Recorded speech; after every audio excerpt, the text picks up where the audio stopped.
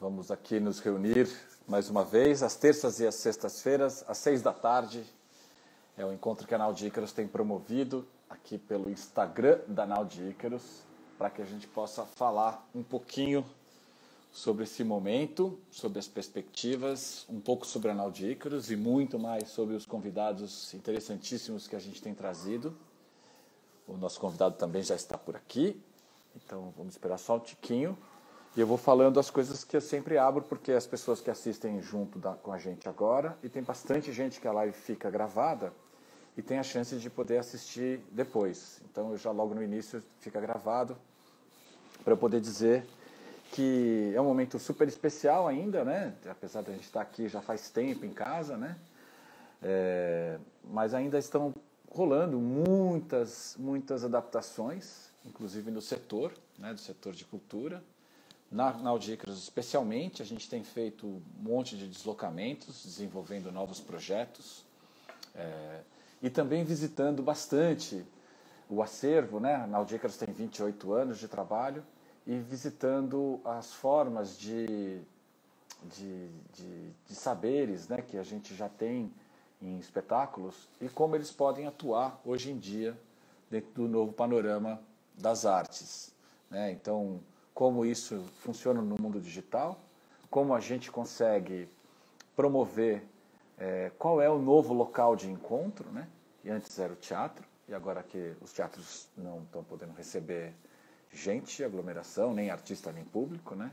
A gente tem entendido isso como uma forma de descobrir onde acontecem os novos encontros e como manter nesses encontros o mesmo tipo de experiência que a Nau de Ícaros sempre propôs. Um tipo de experiência que a gente consegue criar uma relação única, duradoura, né, com o conteúdo artístico que a gente promove. Então, eu gostaria... Deixa eu colar só um comentário aqui primeiro, para poder dizer para todo mundo o seguinte, que junto com essa ideia de deslocamento, uma das formas que a gente descobriu, um dos nossos, vamos dizer assim, uma das sínteses que a gente encontrou para poder falar sobre esse instante, é algo muito fácil de entender, né? Agora, todo mundo em casa, quem tem essa possibilidade, a gente tem a capacidade e a necessidade de conseguir amar melhor, amar mais aqueles que estão do nosso lado, cuidar do nosso lugar, né? Cuidar da gente mesmo e criar novas formas de convivência e formas da gente atuar nesse instante. Então a gente encontrou esses 3 verbos, né? Nessa condição que em casa somos todos artistas. Aqui, nesse momento, a gente tem que encontrar novas formas de amar, cuidar e criar. E nessa condição, a gente também entende que nesse novo formato, aqui em casa, agora, né, com o meu sistema de iluminação, o meu tripé, as minhas coisas, a minha sala aqui atrás, somos todos amadores, né, no sentido desse lugar da paixão, da decisão do que a gente faz, como a gente contribui para o planeta desta forma, mas também iniciando sempre novos processos, né? Então, eu posso, ainda não fiz, mas eu posso fazer uma receita de pão, eu posso criar um espetáculo nesse ambiente, como muitos dos colegas já estão fazendo. Então, essa ideia de encontrar os novos espaços de encontro, né, com o público e poder continuar criando experiências importantes, que a Nau de Ícaros sempre fez, é o nosso grande desafio. E para esse desafio, uma forma que a gente encontrou de moldurar, né, assim, de criar contornos de tanto tempo trabalhando, a Nau de Ícaros tem 28 anos, e como reinventar esses 28 anos ou reeditá-los, a plataforma de financiamento coletivo passou a ser uma ideia interessante da gente colocar lá quais são os espetáculos, quais são os... É um discurso que dá contorno e, além do mais, pode criar formas da gente se autofinanciar também, sem tantas suscetividades, né? Num certo momento, a gente estava em turnê, como algumas pessoas sabem, e paramos completamente, como todo mundo parou, mas foi algo bastante, vamos dizer, impactante num ano tão importante para a Naudícaros, parar 2 turnês no dia 23, 24 e 25 de março e todos os contratos serem suspensos. E nenhuma outra forma a gente conseguir, a gente não tinha, a gente teve que criar dessas novas formas de auxiliar, por exemplo, os nossos técnicos, os atores, a equipe criativa e de produção, de como resolver esse instante. Então, sobre esses 3 aspectos que eu queria falar, para sempre toda a introdução das nossas lives tem sido isso. A gente sempre tem problemas técnicos, então, às vezes trava, às vezes cai, sei lá, são coisas que a gente não conseguiu controlar ainda, não, mas a gente está com uma conexão bem melhor essa semana, contratada especialmente para isso, para que não caiam. Então, eu queria, antes de mais nada, agradecer, antes de tudo, a participação do nosso convidado, que é o Fernando Quintino. Realmente é um profissional da área, das mais qualificados que eu conheço, se tornou um amigo, um parceiro de muitas empreitadas da Naudícaros. É o escritório que representa a gente em muitos desafios que já encontramos e que a gente tem uma relação muito antiga. Logo no início, quando o escritório foi montado, o Roberto Ratner, que é um parceiro da Nau também, um dos integrantes da extensão da Naudícaros, eles nos apresentou ao Fábio Sesnick, e a partir dali eu conheci o Fernando Quintino e a gente criou uma relação muito importante e muito edificante dos nossos projetos e de certas aventuras que a gente já entrou. Então eu quero chamar o Fernando Quintino hoje para participar conosco e falar rapidamente. Ele vai falar bem mais e bem melhor sobre essa graduação dele em Direito, né, lá de São Francisco, na USP, aqui em 95. Ele é o sócio fundador do CQS, o Sesnick Quintino e Salinas, advogados, é responsável pelas áreas de societário e terceiro setor. A gente vai falar sobre isso de um jeito legal. E dessas curiosidades, que ele cursou Pedagogia Social na Universidade de Siegen, não sei como falei isso, na Alemanha, entre 2007 e 2009. Foi vice-presidente da União Cultural Brasil e Estados Unidos, também queremos falar um pouco sobre isso. E também participou de workshops de desenvolvimento sustentado em Estocolmo, ou seja, eu já listei aqui 4 áreas de conhecimento bem interessantes. E coautor de um livro de administração em saúde. Então, da editora DOC, autor de diversos artigos para a revista de integração da revista da GV, aqui de São Paulo, revista de Direito do Terceiro Setor e revista de Cinema. Ou seja, é muito papo, vamos ver o que a gente consegue colocar nesse tempo. E também é um cara que entende de um assunto que me interessa. Eu já ouvi falando com um outro cara que eu gosto muito, que é o Siddhartha, sobre sonho. Então a gente vai ter a chance agora de falar um pouco sobre isso tudo. Vou chamar meu amigo, um profissional, um expert, um fera de diversos atores que eu adoro encontrar para trabalhar e mais ainda, adoro encontrar quando a gente tinha a possibilidade de nos encontrar na noite. Algumas programações culturais. É amigo de grandes amigos e grandes amigos somos. Olá, Fernando Olá, Quintino. Marco. Como vai, querido? Tudo bem? Tudo ótimo. Faço a pergunta... Obrigado pelo convite. Imagina, agradeço a seu aceite. E faço a pergunta de sempre, assim, quando a gente inicia, de onde você está falando e qual foi a última coisa que você fez agora, recentemente, assim. O que você tem feito? Olha, eu estou há quase 6 meses isolado na Barra do Una, no sertão da Barra do Una, em São Sebastião, no meio do mato, assim. A gente mora num lugar, enfim, com bastante natureza, com toda a cadeia alimentar presente. Enfim, tem sido uma experiência interessante com a família, muito perto dos filhos, né, acompanhando o crescimento dos filhos. A gente, no escritório, rapidamente entrou no isolamento, em home office. Nesse momento, o escritório, inclusive, deixou todas as bases físicas que tinha.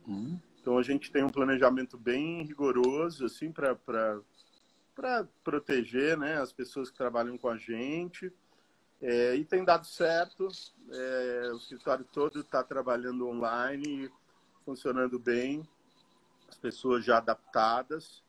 E a gente espera o quanto antes poder voltar. Quando voltar, acho que deve voltar quando todos estiverem em segurança. E o que eu acho que deve acontecer só no ano que vem. Sim.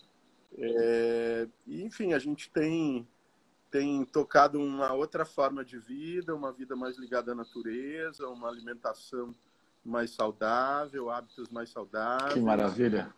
Dormindo bem. A gente acorda com os quero-queros. Então Umas cobras que aparecem às vezes, que eu já vi algumas fotos de umas cobras que habitam, né? Vocês estão aí coabitando com os animais selvagens também do sertão, que ainda existem do sertão. A gente tem visto muitas cobras aqui nesse tempo, né? Esse tempo de calor. Também a gente aprende a respeitar, a não matar, enfim, deixa a cobra seguir o caminho. Ela é importante para o equilíbrio do meio ambiente, né? Mas é isso, a gente vive aqui numa vida de aventura também. Trabalho, muito trabalho e aventura. Que surpresa boa, né? Tem coisas que estão surgindo aí que a gente conseguindo separar a cabeça, né, das tragédias e das oportunidades que a gente tem, com o privilégio que a gente tem na nossa vida, também estão surgindo coisas muito interessantes. Eu queria te perguntar uma coisa, Fernando, assim, qual profissão que você tinha imaginado quando você tinha a idade do seu filho mais velho? Tá com quanto? Tá com 12, 13? Quantos anos ele tá? Tá com 12? Com 10 10. anos. É que ele é grande, né? Ele é grande. Exatamente. Como é que é? Você Olha, você falou, quero ser advogado, vou ficar de terno.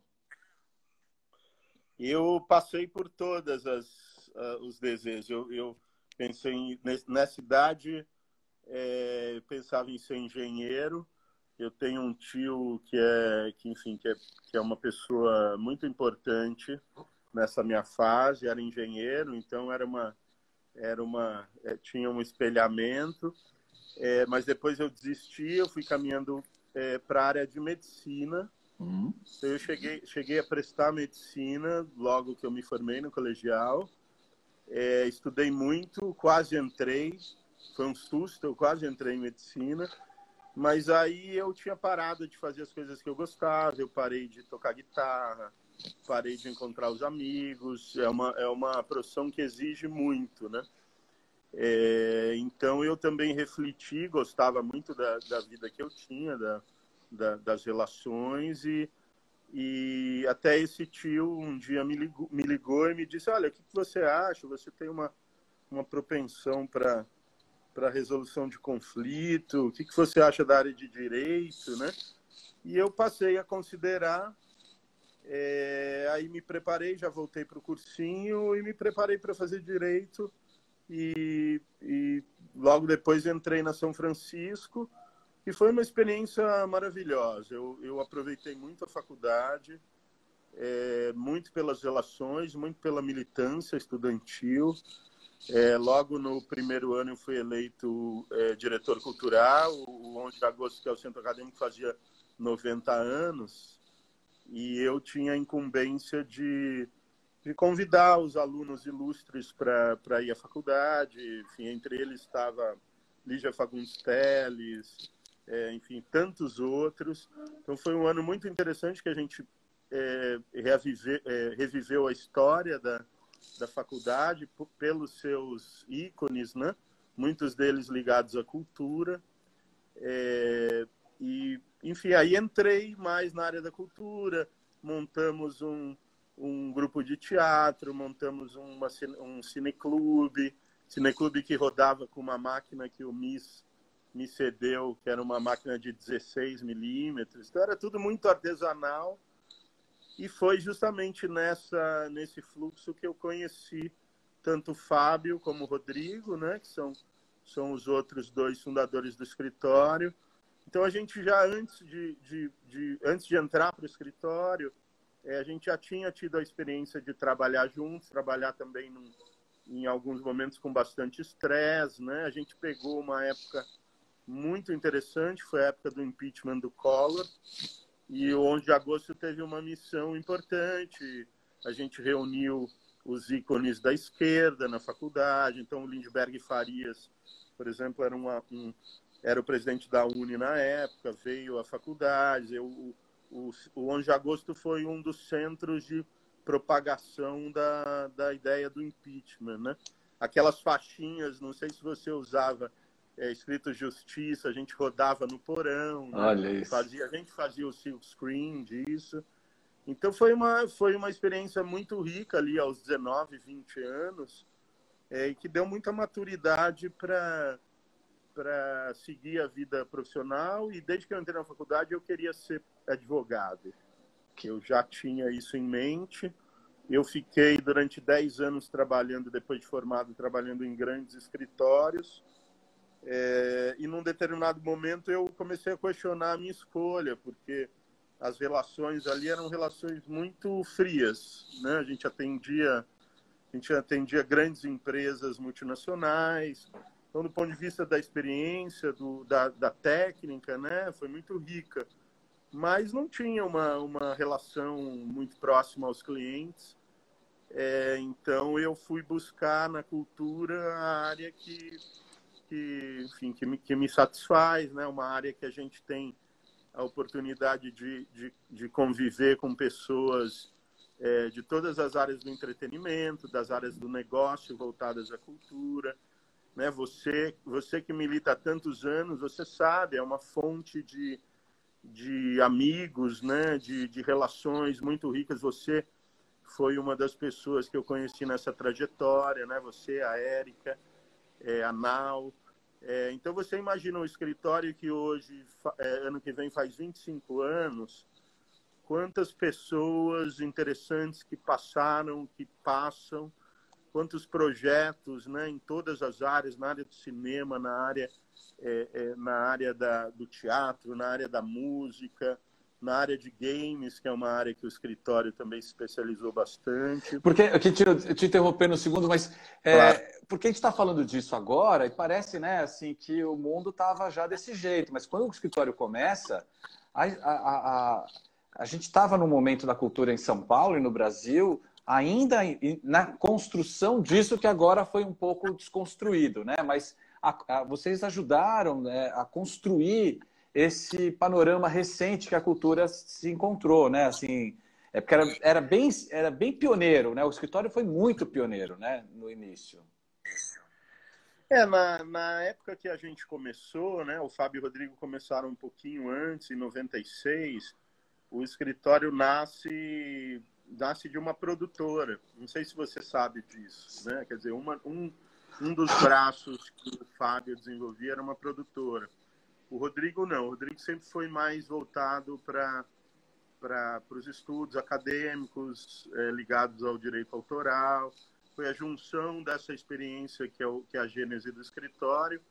E era uma época que, enfim, não havia um advogado especializado no negócio do entretenimento, né? Que é a área que a gente sempre se interessou.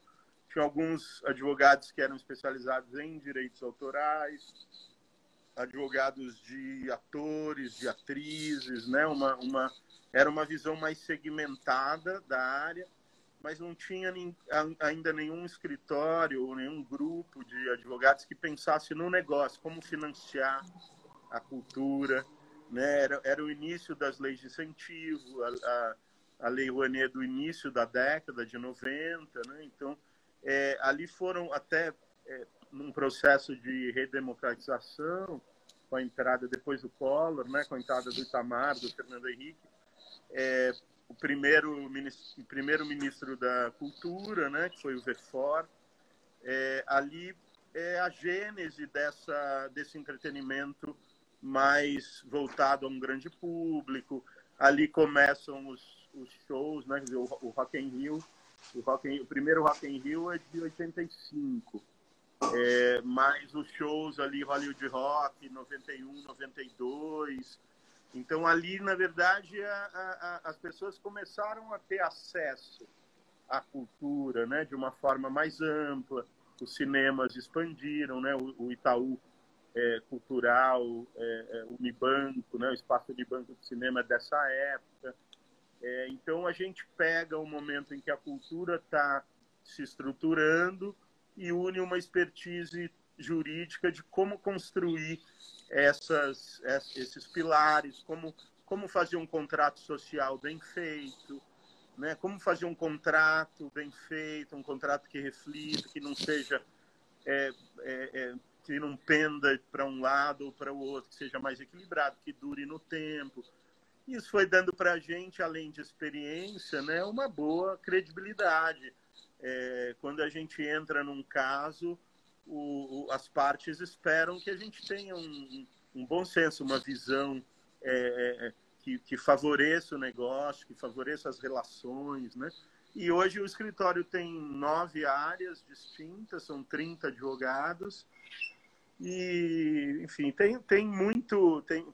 a gente brinca que era uma época em que a gente pegou o facão e abriu a picada na mata. Né? Não, realmente, né? Frente, Não, né? realmente, porque assim, na experiência da Nau de Ícaros, que a gente tem esse encontro, eu acho que em 95, 96, não, ele já estava na Vila Madalena, a gente já estava com o galpão na Rua Girassol. Foi 96 para 97 que a gente tem o nosso encontro. E de lá para cá, eu acho que esse panorama, né, essa participação do escritório junto dessa construção, da consolidação da área de cultura como uma área de negócios, de oportunidades, de trabalho mesmo, para que o setor de políticas públicas e dos fazedores de cultura possam se encontrar, né? E acho que tem um lugar aí do escritório que a gente teve muito diálogo também, que é da política pública, de consolidar as políticas públicas, né? De poder verticalizar nas realizações, né? Nas ações, você consegue fazer com que essas políticas durem, né? Numa ação eficiente. Mas, ao mesmo tempo, a gente, antes da pandemia, bem antes da pandemia, a gente já vinha num período de desgaste muito grande dessas conquistas que tem um paralelo muito grande com a política, com o cenário brasileiro, né? E a gente esteve junto em algumas empreitadas de negócios para a gente conseguir fazer coisas. E de lá para cá, assim, as coisas foram se afunilando bastante, né? Eu acho que isso te credencia, eu tenho te assistido em outras lives e é interessante, te credencia não só pela sua habilidade e tranquilidade em transferir conhecimento, mas te credencia para ter uma análise, né? Ter uma visão do que está acontecendo, das perspectivas, independente dos agravamentos, né? Então eu queria te ouvir um pouco quanto isso, assim, de como que você tem visto não nos problemas fundamentais que a gente encontra, porque eles estão tão postos, né? Esses problemas estão tão postos que quando a gente fala deles, parece que a gente vai cavando cada vez mais um buraco profundo. Mas eu queria te ouvir também nesse olhar das perspectivas mesmo, assim, de encontros, de iniciativas que já estão sendo feitas, para poder falar também um pouquinho das coisas que a Nau tem feito para a gente conversar junto. Como é que você tem visto esses próximos dias, né? Esses próximos momentos, ou esse olhar de um presente futuro, né? De um presente futuro, já com as mudanças que os novos tempos nos trazem? Olha, Marco, você falou muito bem. Acho que a gente vive um momento em que os problemas estão escancarados, né? E a gente tem, pela conquista de liberdade de expressão do país nos últimos 30 anos, todas as coisas vêm à tona. A mídia tem um papel muito importante nisso e a gente, de alguns anos para cá, vê, inclusive, o poder da mídia migrando para as redes, né, de uma forma descentralizada. Né? Há 15 anos atrás eram 4, 5 fontes de informação confiáveis. Hoje são inúmeras. Né? Para cada gosto tem uma, né? uma dúzia. Né? Enfim, e os problemas estão escancarados, as questões estão colocadas. A gente vê uma lentidão muito grande do poder público para enfrentar, né, o que a gente está vivendo. O governo andou muito lentamente para aprovar, por exemplo, a lei Aldir Blanc. O projeto ficou mais de um mês na mesa do presidente para ser sancionado. Agora os estados e municípios e Distrito Federal começam a cadastrar as primeiras pessoas. Quer dizer, esse dinheiro vai sair em novembro, dezembro, né? 10 meses depois, 9 meses depois. Então, a nossa área da cultura é uma área que, do ponto de vista da política pública, tem sido desassistida. A gente viu pelo menos 4 mandatos em que os presidentes, Fernando Henrique, Lula e Dilma, davam uma relevância para a área da cultura. O Temer, enfim, também seguiu o que vinha sendo feito. E agora a gente vê um fluxo que não se interessa pela cultura no país, né? Então, isso faz também com que a área privada, né, o segmento privado, as empresas, os empreendedores ajam rapidamente. Então, a gente vê, respondendo aí a sua pergunta, a gente vê que casas de espetáculo, né, tradicionais, Casa de Francisca, por exemplo, rapidamente se articulou, vem transmitindo programas, vem gravando esses programas, isso vem gerando um produto audiovisual. Então, quem estava mais preparado para o digital tem tido mais facilidade de enfrentar. A gente tem áreas, saindo um pouco do entretenimento, mas é uma área correlata e importantíssima para a área do audiovisual, né? Nosso cinema, a renovação do cinema brasileiro vem de um crescimento da publicidade, das produções que são feitas na área publicitária. Então, a gente viu no início da pandemia a área também da publicidade, as produtoras que filmam para publicidade rapidamente se estruturaram e começaram a pensar como que é esse novo set. Então, eles começaram a prever, as produções ficaram mais caras, né? E eles começaram a prever nas produções todo o fluxo de desinfecção, cada um leva a sua comida, já não tem mais o catering, né? Cada ator leva a sua comida. Uma forma de se proteger de uma possível contaminação. Então, a publicidade andou rápido e as mesmas produtoras que produzem publicidade produzem também conteúdo, né? Uma boa parte delas. Então, elas estão voltando aos poucos agora e o fluxo de produção está sendo retomado aos poucos com uma relativa segurança. Então, a gente tem visto a Globo, por exemplo, voltou agora há pouco, volta a gravar as novelas. Quem sofre mais é o theatrical. Então, é exatamente a área de inserção da Now. Quer dizer, os espetáculos que dependem de público, necessariamente, né? Ao mesmo tempo, vamos dizer, o cinema que depende de público, a gente vê o nascimento de alguns drive-ins pela cidade, né? Tem um drive-in hoje na Lesp, tem outros drive-ins sendo montados, e é uma forma antiga de assistir um filme na telona, e que, enfim, a nossa geração pouco viu, né? A geração dos nossos pais ia com uma relativa frequência, e agora as gerações novas estão descobrindo esse novo formato. Na mesma linha, você tem os shows realizados nesse formato de drive-ins, né? Um dos primeiros shows que aconteceram na pandemia foram na Arena Palmeiras, um show do Jota Quest, e aí foi muito interessante. Eu conversei com um dos músicos da banda e ele me contou que eles saem é uma banda de BH, né? E ainda não tinha um protocolo determinado, eles não queriam vir de avião. Então, eles vêm de ônibus de BH, chegam para fazer o show, eles não vão a um hotel, normalmente aconteceria, entram, fazem o show, voltam para o ônibus e voltam para BH. São Paulo, naquela época, e ainda é um dos polos de maior propagação do vírus. Então as pessoas foram se acomodando, né? O brasileiro tem muito essa capacidade. O que eu acho que foi, de fato, uma pena e um prejuízo muito grande foi para as produções que estavam estreando, as produções de cinema que estavam estreando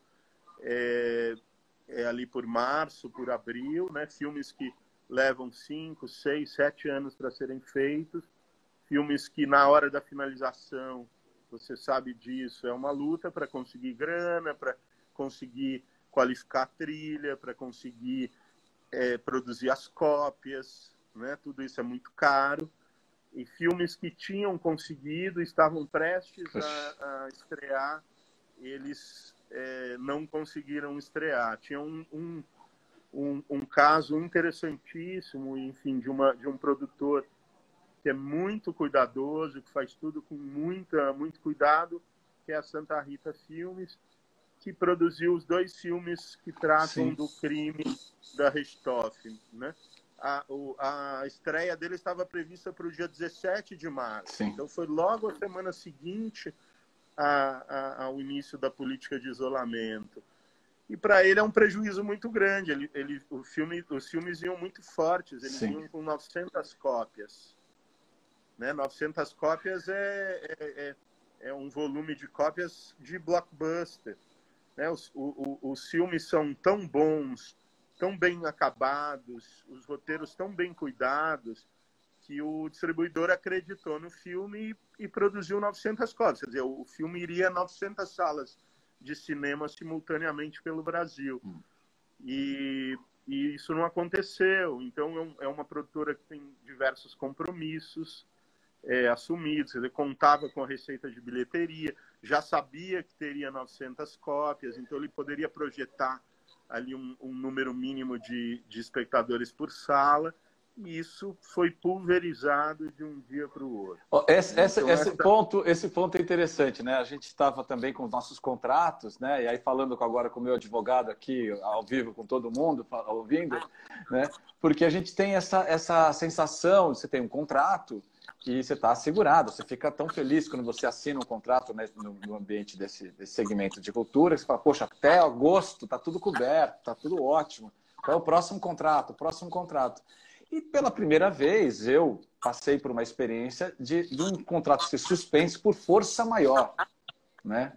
E a gente não tem nesse ambiente ainda uma figura ainda que a gente consiga, né, uma literatura jurídica, até esse é um assunto que semana que vem a gente vai conversar, que garanta, que falasse assim, bom, em momento de força maior, o que a gente faz, né? Assim, a gente suspende o contrato inteiro, você consegue ter 20% garantido, adiantado, e você garante a entrega com 80%. Sabe? Não tem nenhum mecanismo, a gente nunca imaginou um mecanismo para poder garantir um período que seja de cuidados com aquele produto, com aquele ajuntamento de pessoas, com aquela ativação né, que é tão difícil você colocar um filme em cartaz, nesse instante, como também ser suspenso no meio de uma turnê, né?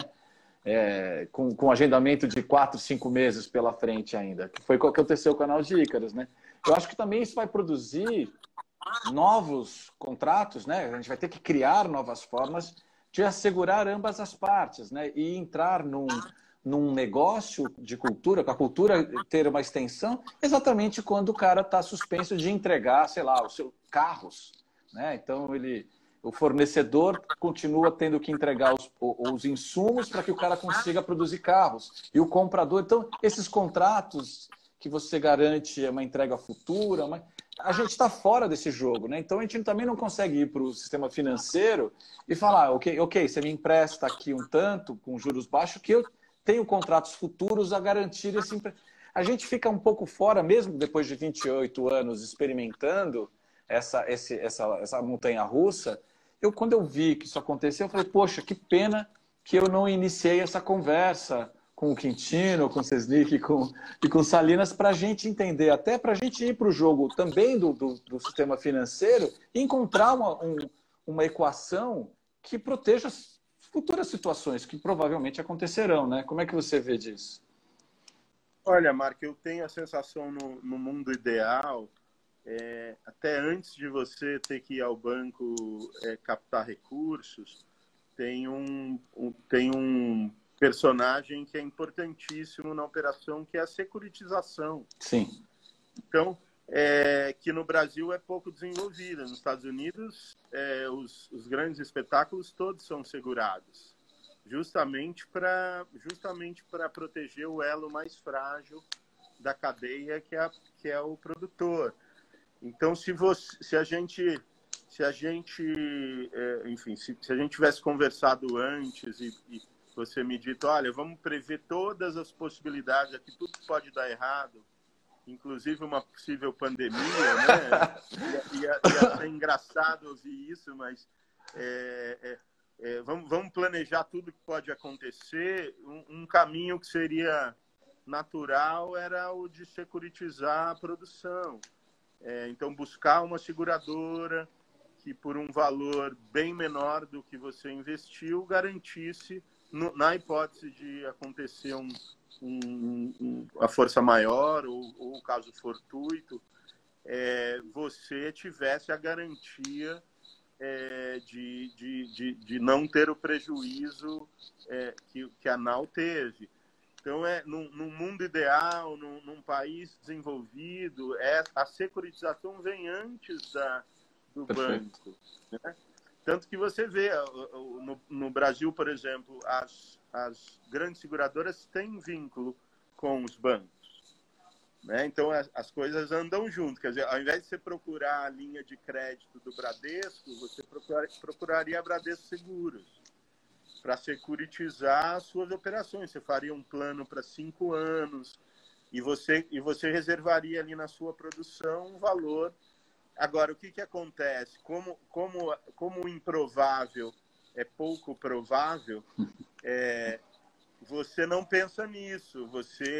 Enfim, e é interessante que o mundo moderno é um mundo que vai garantindo que a força maior não seja ativada. Então, você vai fazer um espetáculo ao ar livre, você contrata um gerador, você sabe que você não vai ter problema com a iluminação. Você vai cobrindo, né, as hipóteses de risco e você vai contornando e vai mitigando o risco. Então, no mundo moderno, os riscos vão diminuindo. Né? Então, no mundo moderno, você, ator, precisa chegar no espetáculo, você olha lá, o meu tempo de deslocamento é de 40 minutos. Você tem a previsibilidade de chegar onde você vai se apresentar. Então, o mundo moderno foi oferecendo todas essas vantagens, a gente foi deixando, de alguma forma, a visão do que é risco, né? O risco foi sendo mitigado, e aí o risco vem de uma área que a gente jamais imaginava. Claro. Né? Então, você vê, por exemplo, nos Estados Unidos, os filmes, as produções são securitizadas, todas. Né? Todas as grandes produções têm um contrato de seguro dando suporte. Agora que a pandemia entrou forte nos Estados Unidos também, não adianta as produtoras ou os distribuidoras quererem voltar a gravar. Elas só voltam a gravar com autorização da seguradora. Se a seguradora, porque a seguradora, se o ator principal do filme se contagia dentro do set, né? É claro que é difícil dizer onde você adquiriu a Covid, né? Enfim, é difícil mensurar isso. Mas se ele adquiriu e aquilo é o produtor que tem o liability, a responsabilidade, é ele que tem que indenizar, em tese, o ator, né? Porque ele contraiu atuando, né? Trabalhando. Como da mesma forma é um iluminador que sobe na escada e cai e tem um acidente, a responsabilidade é do produtor. Porque então, esse é um ponto... Lá só volta se a seguradora der o ok. Porque esse é um ponto muito interessante também agora. Nesse momento, a gente mesmo na Naudícaros teve essa indagação, através da nossa produtora, de dizer assim, bom, e aí, gente? Se a gente está encontrando várias formas, né, para o audiovisual, para o digital profundo, assim, está sendo muito criativo, muito interessante. apesar ainda dos distribuidores do digital, né, dos exibidores, que a gente pode usar mesmo a mesma cadeia, né, mesmo exemplo de cadeia, ainda também estão se preparando. Ainda não tem situações que a gente já viveu de um edital super recente emergencial que foi lançado, que foi o edital foi lançado, foi credenciado os ganhadores, ganharam, o dinheiro foi entregue e ainda não sabem como vão exibir o resultado, né? Então, é uma novidade para muita gente.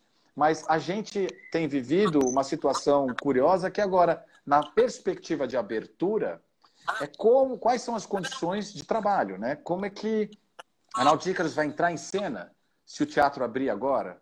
Essa é uma pergunta que muitas produções começam a fazer, né? Quais são as condições? Ah, bom, a gente vai até aqui um tanto digital e um tanto live, um tanto, sabe, assim, as situações ganharam novas alternativas, né? E é interessante que essas alternativas estão rodando e a gente precisa se preparar para elas, né? Que ainda, talvez a gente não tenha usado no início para se proteger da pandemia, mas agora talvez a gente tenha que usar de uma outra maneira certos recursos ligados à segurança, para se assegurar, né, do trabalho, né? Para poder ter o trabalho. Porque o trabalho não existe sem essa segurança, né? Não, sem dúvida. Eu acho que a questão é que a segurança não é só de quem está em cena, né? É da família, é dos pais, idosos. Então, eu acho que esse modelo de realizar espetáculos em drive-ins é um modelo que pode ser uma saída para a Nau, que faz apresentações em espaços grandes, né?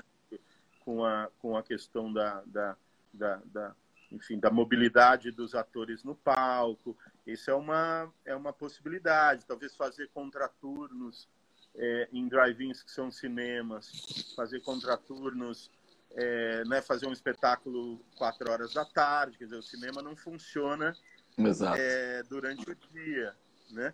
Então, tem aqui uma saída. Vou fazer um espetáculo no drive-in da Lesp à tarde, né? Uma forma de voltar aí com todo o palco microfonado.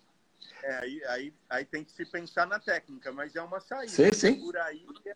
É por aí que os segmentos estão encontrando, sim, pelo menos nesse ano, enfim, 10 meses, um ano em que voltar vai ser difícil.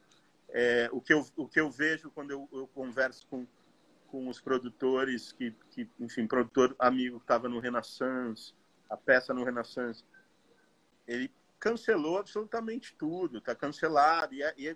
Enfim, as peças dependem de atores que trabalham também na TV, trabalham no cinema, né? Você sabe, para achar uma janela para um ator poder fazer a peça, né? Um ator que trabalha, por exemplo, na Globo, no Rio, e vem fazer a peça em São Paulo. Você tem uma janela ali de 1 mês, 2 meses entre uma novela e a outra, entre um filme e outro. E o teatro precisa muito dessa previsibilidade, né? Então é de fato um desafio, desafio para todos. Mas eu acho que os riscos de voltar, principalmente para o público, né? Como que você organiza num teatro a locação dos espectadores, né? Por onde entram, né? Como que você desinfeta o teatro todo a cada sessão? Isso é um custo, né? E aí, A pessoa chegou para a peça, não tá de máscara, eu tenho que disponibilizar a máscara, disponibilizar o álcool gel, né? O teatro o perdigoto faz parte do teatro. Exato. Como que você protege eu acho que a né? criatividade agora, ela vai ter que chegar a solucionar essas questões todas, né? Assim, a gente tem até uns modelos que a gente está pensando, assim, que criam possibilidades do teatro voltar a ser um espaço valorizado, né? Porque os espetáculos ao ar livre, essas reaberturas, vão acontecer, acho que também para o meio do final do ano que vem ainda. Na Europa, a gente tem muitos amigos que estão por aí. A normalidade para a Europa, que fizeram toda a lição de casa, está sendo pensada para 2022. Né? Espetáculos que foram adiados para 2021 já foram adiados para 2022 de novo. Então, aqui talvez a gente dê um nó no pingo d'água, né? Que você vai fazer uma coisa que sai, que está tão maluco o que a gente tem vivido de protocolos, de procedimentos, que vai que, sei lá, o que acontece, o Brasil seja o primeiro a começar a fazer as coisas, mas, né, da imprevisibilidade maluca das coisas. Mas eu acho que tem essa possibilidade de criar novas formas de se ver teatro também, como o drive-in, como outras coisas que a gente até vem pensando. Mas eu queria também... Que a gente viu na música, que a gente tem acompanhado, a gente já viu alguns movimentos de produtores nos Estados Unidos, principalmente, criando, né? Nem todo mundo pode ir ao show, né? Então, um show que vai acontecer em Nova York, o cara é da Costa Oeste, não pode ver, mas pela facilidade de acessar online, eu vi recentemente uma produtora que ela vende o seguinte, ela coloca, por exemplo, um show do Iron Maiden, ela coloca várias câmeras inseridas em vários lugares do palco que todo mundo sonhou em estar. Então, assim, eu gostaria muito de ver um show sentado do lado, de cima do Nico McBride, que é o baterista do Iron Maiden. Eles estão fixando câmeras em vários locais, inclusive na cabeça da guitarra, na cabeça do baixo, e você compra o acesso por um valor baixo, né? Então eu pago $5 para poder assistir ao show do Iron Maiden vendo as câmeras. Que incrível! E eu escolho as câmeras, né?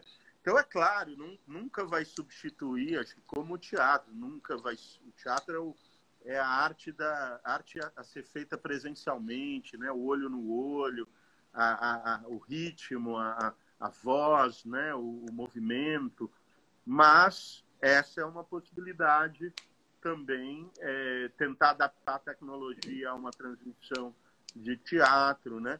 Eu vejo, por exemplo, a Bia Lessa explora bastante a tecnologia, né? Eu fui assistir a peça dela do Grande Sertão Veredas, você sentava e punha um fone. Então, todo o áudio era da trilha que o Egberto Gismonti tinha criado. É claro, você estava ali na arena vendo os atores. Eu não sei se você chegou a ver. Não vi essa peça. Mas sei como foi. A experiência. Agora tem tido alguns exemplos incríveis para conseguir ter essa relação 1 para 1. Alguns grupos, um grupo de Pernambuco, o Magilute, está fazendo coisas incríveis. O Pedro Granato estreou um espetáculo no Simpla, bem interessante. Tem o pessoal dos containers, né, da Munguzá. Tem alguns exemplos do Armazém do Rio. Tem vários exemplos, o Clown de Shakespeare, também de Natal. Tem vários exemplos dessa tentativa de criar um espetáculo especial, de não perder o lugar teatro, o lugar do encontro se tornou outro, né? Mas a relação talvez a gente consiga trazer em criatividade na dramaturgia e tudo mais. Eu queria te perguntar uma coisa assim relacionada a falar, porque tem tanta coisa que eu queria falar contigo, mas essa ideia da internacionalização, né, que tanto os investimentos internacionais na área de cinema no Brasil, que estavam os consórcios, as coisas grandes que a gente também conversou um pouco sobre isso, mas também a internacionalização de cultura brasileira, que também era um caminho, isso tudo também vai ter que ser repensado, né? Assim, como que essas trocas internacionais vão voltar a acontecer enquanto as barreiras de fronteiras ainda estarão impedidas, né? Eu acho que a gente tem uma primeira barreira que a gente vê no teatro, vê no cinema, que é a barreira da língua, né? Então, é muito interessante quando você vê, por exemplo, filmes de coprodução brasileira e algum país da América Latina, quando o filme é falado em espanhol, os brasileiros não assistem. Fala, puxa, mas a história é tão legal, não assiste, tem um certo, vamos dizer, preconceito nosso em ouvir em outras línguas. Talvez o inglês seja que a gente acostumou a escutar, então a gente, enfim, o lobby do cinema americano é muito forte, a gente se acostumou a ele. Mas eu acho que a primeira barreira é a língua. A segunda barreira eu acho de entrada de investimento estrangeiro no Brasil quando você conversa com os grupos americanos e, em especial, os agentes, né, que são agentes que atuam, os principais agentes são os donos do Lollapalooza, dos diversos festivais. Esses festivais são detidos por grandes grupos. Eles dizem que o sold out, o volume de venda de ingressos no Brasil é uma coisa descomunal, não há em outro lugar, né? Eu tive um dia cheguei em Amsterdã para passar uma semana e abri lá o roteiro de Vênus e tinha um show do U2. Falei, cara, isso era 2 horas da tarde, assim, o show era às 8, quero ir. Eu consegui entrar, eu consegui comprar, eu não comprei em cambista, eu comprei na bilheteria. Quer dizer, as pessoas no Brasil, elas se comportam de uma forma diferente. O que elas querem muito, elas se preparam, né? Aquela cena que a gente está acostumado a ver do cara que chegou para um show uma semana antes, montou a barraca dele na fila, né? Você não vai achar em outro lugar, Sim. é só aqui, né, que tem esse fã, né, que isso é justificável. Então, os estrangeiros olham isso como uma grande oportunidade, porque o sold out nada mais é do que a garantia de sucesso do espetáculo, né? Mas mesmo assim, essa é uma área bastante atraente para o investidor estrangeiro. Acho que para isso a gente tem visto um fluxo de recursos, mas o volume de investimento tem sido baixo, acho que principalmente pela instabilidade econômica. O dinheiro precisa saber qual vai ser o percurso dele, né? Eu vou investir tanto, isso vai maturar um projeto de tanto tempo, eu vou gastar tanto e eu vou receber tanto. Essa conta no Brasil, você sabe bem, ela é com raras exceções, né? Tem grupos que conseguiram modelos de negócio mais seguros, né? Formação de público também em torno de um determinado espetáculo, de um determinado grupo de dança, de teatro, né? O Grupo Corpo, por exemplo, é um grupo que tem sold out em qualquer apresentação há anos, né? Eles têm um modelo relativamente seguro de desenvolver cultura no país. As orquestras, as boas orquestras brasileiras também têm isso, conseguem fazer performance fora do Brasil, né? Elas alternam as temporadas, mas são raros. A grande massa do entretenimento, da produção, vive uma instabilidade muito grande, principalmente no momento em que ela se relaciona com o poder público, né? Então, você vai fazer uma banda, por exemplo, vai fazer uma apresentação num Réveillon, né? Numa cidade, no Rio. Quando você vai receber o recurso, quando que ele entra, quanto tempo demora para pagar, tem essas questões que trazem muita instabilidade, né? Mas eu acho que o mais interessante disso tudo, Marco, é que a gente tem a capacidade de se reinventar muito rapidamente. A gente tem visto a força do digital, né? A força das lives. A gente nunca teve tanto conteúdo bom, de graça, disponível, né? Tanto conteúdo na área de educação, tantas pessoas tendo interesse de transferir conhecimento, de conversar. Tenho 2 casos de amigos próximos que submeteram uma grade de cursos na rede, enfim, ligadas a outras áreas, não especificamente a cultura, vendeu muito bem. Então, isso mostra que as pessoas também em casa têm procurado aprender, né? Um momento em que você quer estudar, quer melhorar o seu inglês, quer aprender a cozinhar, quer ampliar os horizontes de conhecimento. Então, eu acho que tem algumas notícias boas. É interessante porque o entretenimento, a partir do momento que, e as estatísticas mostram isso, a partir do momento que você compra uma assinatura, por exemplo, da Netflix, e começa a entrar num hábito de assistir filmes, ou Amazon, enfim, qualquer plataforma, é muito difícil a pessoa deixar, ela cria um hábito. E isso foi uma conquista da população em geral brasileira. Ô, Quintino, a gente vai ter o Instagram vai derrubar a gente. Eu queria voltar para o último bloco que eu queria falar com você sobre o sonho. E aí, Claro. Antes de cair, eu vou derrubar, porque esse negócio faz blum, assim, para dar uma sensação horrível. Então, eu vou convidar todos para retornarem agora. Eu vou derrubar para a gente voltar e falar sobre essas perspectivas das boas notícias e falar um pouquinho sobre o futuro com os sonhos, tá? Vamos lá, vamos voltar rapidinho, pessoal. Um segundo e já voltamos. Retornando, o papo está incrível, muito bom. É uma oportunidade ótima de a gente poder conversar e saber de muitas coisas com outro viés, uma outra perspectiva do conhecimento. Então eu vou esperar só um pouquinho nossos amigos retornarem para a gente voltar a falar a parte mais bacana, talvez, do nosso papo aqui, que é falar um pouquinho do futuro, no sentido das tecnologias e de uma tecnologia incrível que são os sonhos. A gente poder falar um pouquinho sobre isso.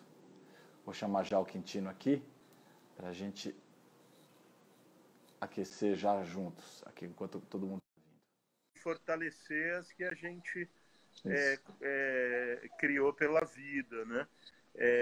Então é isso, eu vejo do ponto de vista da relação, por exemplo, dos clientes do escritório, a relação foi estreitada com muitos deles, aqueles que só gostavam de encontrar fisicamente acharam uma forma, se acostumaram a usar as plataformas.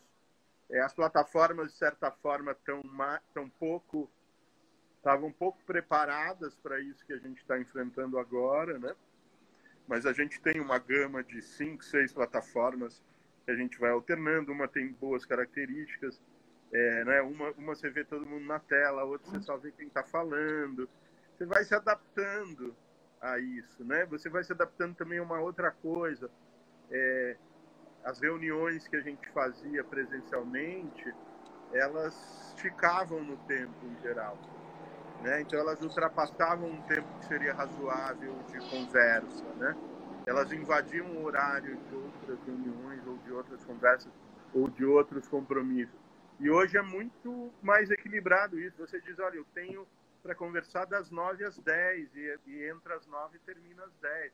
Quando o reloginho começa a marcar lá, faltam 2 minutos, as pessoas falam, olha, eu tenho uma outra aqui, enfim, a gente remarca, ou encerra o assunto, amarra o assunto. Então, de certa forma, a vida profissional está um pouco mais organizada dentro desses limites que a tela impõe, né? Não sei se você tem essa sensação. Sim, eu acho que se a gente tivesse, né, no âmbito do trabalho no teatro, né, dos trabalhadores do teatro, se a gente tivesse assim, as nossas seguradoras, né, que pudessem dar esse fôlego, é um momento muito interessante da recriação das relações de trabalho que passam por um olhar. Tem um ponto que é muito interessante, assim, o palco, né, a caixa cênica é um espaço de muita tecnologia e de muita sofisticação, né? Você estar distante da caixa cênica fragiliza demais os criadores, né, os atores e tudo mais. Você tem que criar aqui, né? O que eu faço aqui? Mas a criatividade é o nosso sangue, no sentido de adaptar-se, de poder, da inventividade, a inovação, a criatividade faz parte do sangue. E, por um acaso, no último espetáculo da Arnaldo de Ícaros, é o cerne do trabalho das aventuras do Barão de Munchausen, que a gente fez uma adaptação chamada A Verdadeira História do Barão. Então, é o cerne do trabalho, é a criatividade e a imaginação. Então, eu me sinto fortalecido. A gente, evidentemente, está vivendo uma tragédia social e os trabalhadores de cultura estão totalmente desassistidos, mas de verdade, um momento de muita criação. Vai ser um momento, eu aposto, a gente tem falado muito que 2020, a Arnaldo de Ícaros está querendo realmente marcar esse momento, esses anos 20, e que a gente tenha, plantando nesse momento de tanta tragédia, também uma semente para um imaginário futuro, né? Que reside nos nossos sonhos, que a gente vai falar, vou entrar nessa conversa agora, mas podendo germinar futuros nesse instante, né? E imaginando que daqui 2 anos a gente tem um grande cenário de mudança. E como as artes, né? Como que nós, dessa indústria criativa, né? A gente está se preparando para os movimentos identitários, como tudo isso, né? As discussões sobre machismo, feminino, feminismo, o feminino, o masculino, né? E as outras todas as coisas que a gente tem colocado na nossa frente em relação à liberdade de expressão, criatividade. A gente tem tarefas, acho muito interessantes, da gente se colocar disposto, né, para descansar, dormir, sonhar, acordar e realizar. A gente tem uma tarefa incrível para daqui 2 anos a gente talvez ter os melhores anos das nossas vidas, né? A gente tem que focar de uma certa maneira para a nossa criatividade apontar desde já uma vanguarda, né? Assim, resistir é muito importante, mas quais são os próximos passos? Quais são os passos lá na frente, né? Estou muito interessado nisso. E a gente tem discutido bastante isso internamente, sem perder a perspectiva do hoje, que a gente tem que sobreviver a essa tempestade. A gente tem que sair vivo dessa tempestade, né? A Naudícaros existe há tanto tempo para isso. E por isso eu te pergunto, né? Assim, você tem sonhado, Quintino? Eu estou escutando os sapos, eu estou escutando as rãs, que tá fazendo estou relaxando aqui através do seu microfone aí, cara. Eu estou Tem uma escutando as rãs. orquestra aqui do meu lado, viu? Como tem sido dormir com essa orquestra? Olha, tem sido muito bom. A gente que mora em São Paulo, enfim, que acorda com barulho, né? Barulho de carro, barulho da sirene, da ambulância, da polícia. Ter uma experiência de morar no meio da floresta é muito interessante, favorece muito o sono. Então, a gente tem dormido muito bem. Todo mundo que passa aqui pela nossa casa diz que a mudança vem a partir do sono. As pessoas dormem muito melhor. Então, as pessoas, os poucos amigos que passaram por aqui, que estavam dormindo 6 horas em São Paulo, 5 horas e meia, começaram a dormir 7, 8, 9 horas. E o sono tem um papel super importante. Eu tenho sonhado hoje, por exemplo, eu sonhei que estava numa festa com amigos que eu gosto muito, então foi muito legal. Eu sonhei com uma amiga, nem contei para ela, acho que ela vai saber por essa live aqui. Mas é uma amiga que mora em Portugal e topo com ela no sonho, e a festa foi na minha casa do Pacaembu, casa que você conheceu, que o escritório funcionou durante um tempo. Era uma festa lá e eu encontro essa amiga e a gente bate o maior papo. Papo que a gente não tem nem levado pela rede, assim. Aí eu acordei muito feliz com isso. Então, a gente sonha muito com aquilo que a gente sente falta, né? Eu sonho com as pessoas que eu não tenho visto, eu sonho com algumas cenas de São Paulo, eu sonho com cobra, que eu vejo bastante aqui. Então, tenho tido sonhos com as crianças mais novas, mais jovens. Eu tenho sonhado bastante. O pouca gente sabe, né? Enfim, isso é uma parte do trabalho que o Siddhartha fez. A gente ouve muitas pessoas dizerem: mas eu sonho na última parte da noite, né? No começo da manhã, entre 6 e 7 da manhã, ou entre 7 e 8 da manhã, na última etapa. Não, a gente sonha em ciclos de 1h30, em geral. E tem sonhos até que a gente tem nos primeiros 10 minutos de sono. Então, se você pensar numa noite dormida de 7, 8 horas, Uau. Você tem 5 ciclos de sonhos nessa noite. É muito rico, né? E o sono, isso o Siddhartha também ensina, o sono tem uma função importantíssima, que é de fazer uma limpagem no cérebro das células que foram danificadas durante o dia, né? A gente está pensando, a gente está ativando e está também gerando um certo lixo, né? A ciência chama esse lixo de restos diurnos. Então ele diz que as pessoas que dormem pouco, o cérebro não tem tempo por exemplo, um vigia noturno num prédio, né, que dorme ali de 1 em 1 hora, de meia em meia hora, né, é um prejuízo enorme para a saúde, né? Isso é uma coisa que eu penso muito sempre quando eu entro no prédio e vejo a pessoa à noite trabalhando, eu falo, puxa, essa pessoa deve ter uma vida muito difícil, porque o sono é entrecortado. E aí não há tempo, nesses sonos entrecortados, não há tempo do cérebro limpar os restos diurnos. E aí você vai, olha que interessante, já está comprovado que quem dorme mal está mais propenso a ter Alzheimer, está mais propenso a ter Parkinson, está mais propenso a ter as doenças de esgotamento do cérebro. Então, aí você vê a importância do sono, né? E é lógico, o sono com qualidade, ele vai te fazer sonhar mais, né? Então, as pessoas dão pouca importância para isso. Quando a gente resgata as lições dos índios, principalmente, ou dos povos antigos, é muito interessante, porque, por exemplo, para os índios, não sei se você sabe disso, mas para os índios, o sonho é mais importante do que o dia. É no sono, no sonho, que ele se conecta com os xamãs, que ele se conecta com as entidades, que eles têm... Então, para o índio é tão importante sonhar quanto acordar e desenvolver a rotina do dia.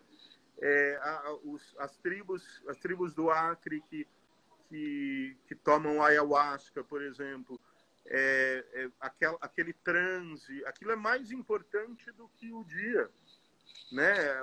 Os índios das tribos tradicionais da ayahuasca tomam ayahuasca constantemente.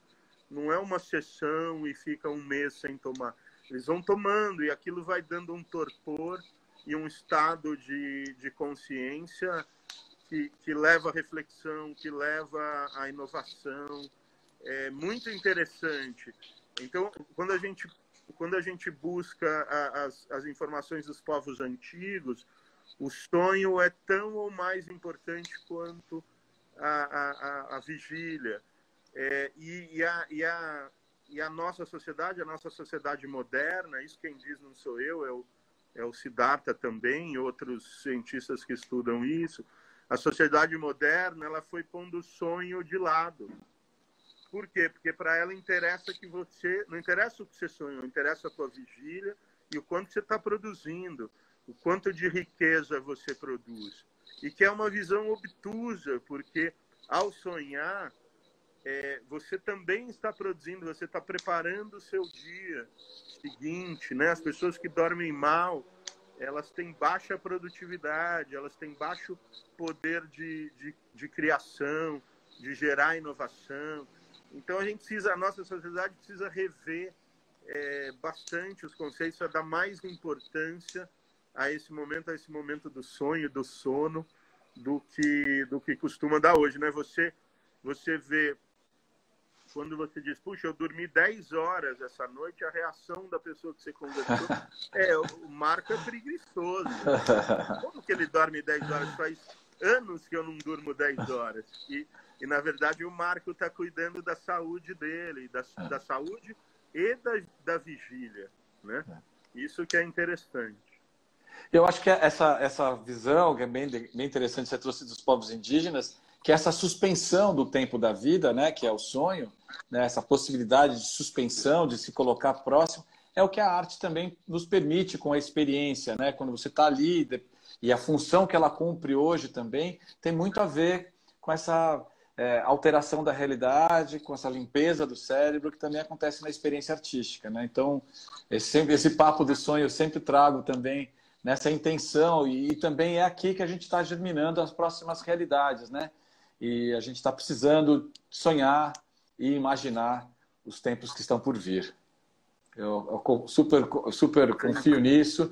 E o Siddhartha falou para meus amigos que têm dificuldade de sonhar, ele falou uma coisa assim, eu tenho feito até como historinha para os meus filhos dormir, que às vezes a gente ainda conta história para os moleques que têm 14 anos, ainda conta história para os caras dormir. Mas, e o Siddhartha ele fala assim que você vai dormir você falar para você mesmo, enquanto você está deitado no travesseiro, eu vou dormir, eu vou ter um sonho, um sonho bom, um sono bom e restaurador, vou sonhar, acordar descansado e vou me lembrar do meu sonho.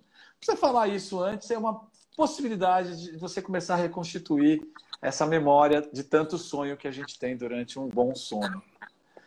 Ó, E o sonho é o caminho para o oráculo, né? É muito interessante olhar também alguns fatos históricos que são motivados por sonhos. E aí você vai dizer, puxa, mas isso é metafísico? Não, o que acontece muitas vezes é o seguinte: se você está numa situação de perigo, né, vamos dizer que você saiu para acampar, calculou mal e tem que passar a noite na mata, né? E isso você não tem o hábito de acampar na mata à noite, né? Com o que você vai sonhar durante o teu sonho, os instantes que você sonhar, né? Você vai sonhar com a onça, você vai sonhar com os perigos que te cercam. Então, no mundo moderno acontece a mesma coisa, né? Por isso que o cara diz não tá contente no trabalho e sonha com o chefe, né?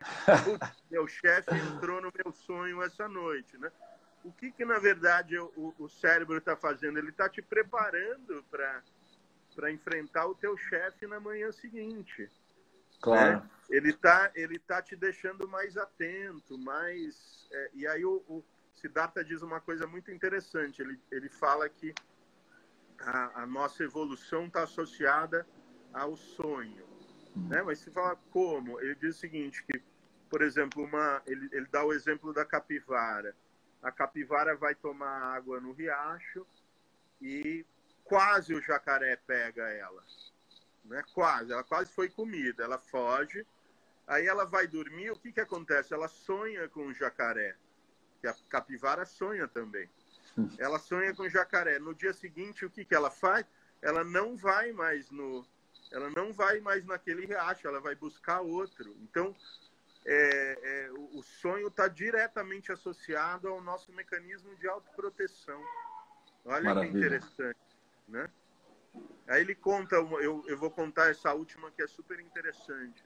Ele fala da história do touro sentado, que era aquele cacique americano conhecido, que era um estrategista, né? E naquela época o general Custer estava atrás do touro sentado.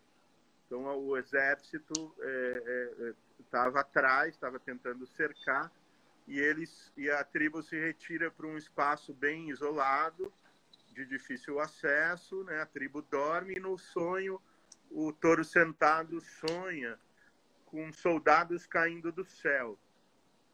Com muitos soldados caindo do céu. Ele acorda sobressaltado, no dia seguinte pede para todo mundo se preparar, tira as crianças e mulheres da tribo, quer dizer, as mulheres e crianças vão para um lugar mais afastado e os homens se preparam. Quer dizer, era pouco provável que o exército chegasse naquele lugar, mas a partir do sonho ele se prepara e a tribo dizima, não só dizima o destacamento do general Custer, como mata o general e mata o filho. Então esse é o fim do general Custer. Então esse é um fato histórico relatado que fala da importância dos sonhos. Aí você vai dizer, puxa, mas o Custer teve o touro sentado teve uma premonição. A ciência diz que não. Ele já estava num contexto de risco, ele já corria perigo, e o sonho foi a materialização desse perigo. O sonho chamou atenção a ele de uma coisa que tinha uma probabilidade grande de acontecer. Então, o sonho, na verdade, nos ajuda a conviver com essas probabilidades, né? Enfim, aí a gente pode ir longe nessa conversa. Mas é a hora, né? É a hora para a gente também chamar atenção para isso, né? Assim, poder conversar com com um advogado tão experiente sobre sonho é a melhor coisa do mundo, né? Porque a gente está sabendo que a gente está construindo um futuro onde isso está dentro, né? Dentro da perspectiva humana, né? A gente precisa incluir, senão a gente não vai encontrar saídas para essa situação que a gente está vendo, que não está tão agradável, não estamos querendo dar continuidade a isso. Então a gente precisa sonhar soluções, ser inventivo e ser produtivo mesmo. E eu vejo como uma saída interessante, e por isso eu tenho perguntado, a gente tem se encontrado nos sonhos, né? A gente, de uma certa maneira, eu tenho percebido que os encontros que me faltam e que nos faltam nesse momento de isolamento, né? De a gente perder um tipo de liberdade, né? Que é essa liberdade de poder, uma liberdade muito individual de algumas escolhas, mas isso está produzindo uma comunicação que antes não estava acontecendo. Então, eu estou confiando bastante nesse tipo de comunicação. Eu tenho, assim, como você, a gente tem conseguido se reconectar com tanta gente importante na nossa trajetória, e essas pessoas estão se conectando também, podendo, a partir do momento que elas têm contribuído para nesse momento, porque entendem que a cultura tem o seu papel fundamental nesse instante. Essa rede que estava desconectada passa a se reconectar no novo instante, e é de uma riqueza isso, Quintino. Assim, eu tenho ficado muito feliz e muito animado em relação a esses novos encontros, né? Que os sonhos têm proporcionado, e eu saio dessa conversa e amanhã talvez eu esteja ainda alimentado para provocar novos encontros. Agradeço enormemente esse papo, esse tempo. Agradeço as rãs e os sapos que continuam escutando aqui, que é maravilhoso. E brigadíssimo, viu, Quintino, por esse encontro, e a gente vai conversar mais daqui a pouco, nas próximas semanas que seguem, para você nos ajudar e a gente se ajudar a ter boas ideias. Pô, Marco, um prazer, obrigado pelo convite, parabéns aí a você, a todos da NAU. Eu vi que há outros âncoras também na NAU, né? Hoje a gente não teve o privilégio da Érica, quando entra, que é indiscutível que as lives com a Érica são muito mais interessantes, que as do Álvaro são muito mais criativas, as do Celso são muito mais informativas, e a Letícia vai inaugurar logo mais, daqui 2 semanas ela faz a primeira dela com a Flávia Ferro, e depois ela tem a Flaira Ferro, e depois ela tem uma live prometida com o senhor Antônio Nóbrega, que logo mais teremos aqui também. Mas, já que eu falei sobre isso, temos aqui na fila as próximas lives com o Eric Klug, presidente da Japan House, que vai ser também uma coisa, um pica parceiro nosso, amigo, um amigaço, vai ser incrível. A gente tem Miriam Druve, da companhia Druve, que é uma coreógrafa da Nau de Ícaros. Também teremos uma conversa sobre a dança, sobre várias coisas. E quem mais que eu estou esquecendo desses próximos agendamentos? Acho que é por aí. A gente vai colocar um post também para avisar a galera. Então vão ter muito papo bom com outros âncoras mais interessantes. Mas nunca um papo tão bom, tão diverso, tão incrível. Tinha um monte de outras coisas para falar, mas nunca vai acabar a nossa conversa. Porque você é um amigo... Sempre muito bom falar com você, sempre rende ótimas conversas. É legal a gente falar também por aqui, porque a gente se encontra na Barco, a gente se encontrou as últimas 2 vezes, a gente se encontra sempre, tem muita gente, né? A gente não consegue falar, então a rede tem essa vantagem, a conversa é estruturada, né? Um fala, o outro escuta. Né? A gente se encontra num bar, barulhento, chega gente, as conversas são sempre entrecortadas, e essa é uma das vantagens também da gente tá falando aqui. Eu preferia te dar um abraço. Total. Tem uma vantagem da gente conversar por aqui, né? Ótimo, maravilhoso. Lembraram aqui para mim também que a Érica lembrou que é uma das conversas que a gente tem, porque é também a chance de encontrar outros grupos. Né? Então, a gente está agendando, tem já agendado com a Banda Mirim, com o Edu Mantovani e o Marcelo Romagnoli, que dirigiu o nosso último espetáculo. Então, a gente vai ter uma conversa para esses grupos também juntos. Tem uma conversa também programada para a gente fazer com La Mínima. Então, são essas chances realmente de poder ter uma conversa um para e o outro escuta, e a gente vai fluindo e criando inteligência coletiva. Muito obrigado, amigo. Foi demais. Obrigado. Obrigadão. Saiu preenchido. Bom final de semana. Beijos em Para todos. você também. Beijo para você e para a Érica, viu? Tchau, tchau, pessoal. Até o próximo encontro. Valeu, Quintino. Um abração, querido. Valeu. Tchau. Um abraço. Voltando para a segunda parte da nossa conversa. O tempo voou, impressionante. Papo bom é assim. E a gente vai falar agora, retomar o contato diretamente do sertão. Olha lá, pulou, veio junto. Quintino, eu estava falando um pouquinho das notícias boas, né? Dessas oportunidades que vão surgindo, dessa visão a quase sistêmica agora que a gente tem, porque acho que também a gente só vai sair dessa numa ideia mais tecnológica, rede, de um jeito que a gente consiga ter resultados exponenciais, né?